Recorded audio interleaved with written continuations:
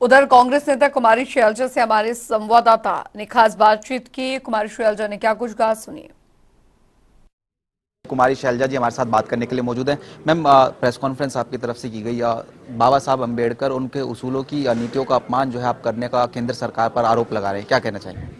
मूल रूप से आप देख लीजिए कि हमारे संविधान को आज कौन कमज़ोर कर रहा है। हमारे लोकतंत्र को भारतीय जनता पार्टी की सरकार आज कमज़ोर कर रही है। चाहे संसद की बात हो, चाहे सेंट्रल एजेंसीज़ का मिसयूज़ हो, एट्रॉसिटीज़ बढ़ रही हैं, जुडिशरी पर हमला ये खुद कर रहे हैं, संसद को चलने नहीं दे रहे। हर तरह से ये हमारे लोकतंत्र को कमज़ोर कर रहे हैं, ना कि मजबूत। बाबा साहेब के दिन आज जब उनकी जयंती मना रहे हैं तो ये लोग जो अंधभक्त हैं ये इस बात को याद रखें कि बाबा साहेब अंधभक्ति के बिल्कुल खिलाफ थे, लोकतंत्र की मजबूती के पक्ष में थे और सामाजिक न्याय चाहते थे। तो क्या इन बातों पर ये खरे उतरे हैं? असली बात ये है, इस बात का जवाब दें, ना केवल हर मौके पर विपक्ष के ऊपर उंगलियां उठाएं, विपक्ष पर लांछन लगाएं।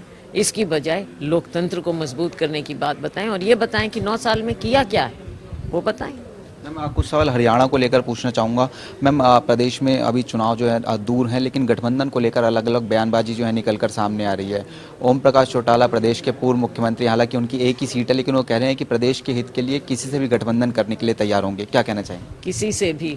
हाँ, तो वो किसके लिए तैयार हैं, किसके साथ गठबंधन के लिए? कांग्रेस जेजेपी दोनों का नाम तो देखो, ये तो समय बताएगा, लेकिन फिलहाल मैं समझती हूँ कि कांग्रेस पार्टी हम लोग, कांग्रेस मजबूत है। हमने कोई गठबंधन पहले इस तरह का कुछ आया नहीं है।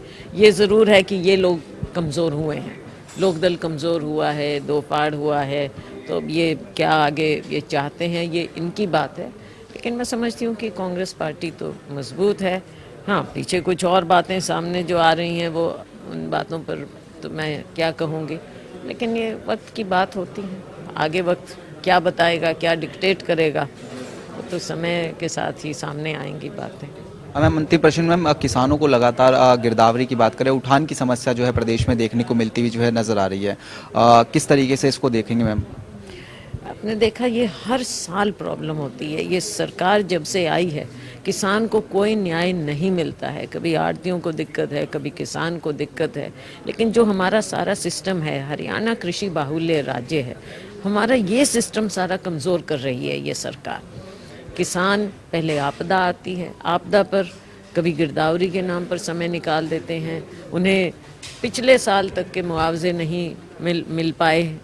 अब जब वो किसान, मंडियां भरी पड़ी हैं, मंडियों के आसपास भरा पड़ा है, लेकिन उठान नहीं करवा रही है ये सरकार, खरीद नहीं करवा पा रही है ये सरकार। क्या कारण है? इस समय निकालते जाते हैं, अपनी जिम्मेवारी से पीछे हटते हैं, किसानों को ऐसे उलझाए रहते हैं। हमारे अन्नदाता अगर इस तरह से इतनी बेबसी में रहेंगे तो हमारा राज्य कैसे आगे बढ़ेगा?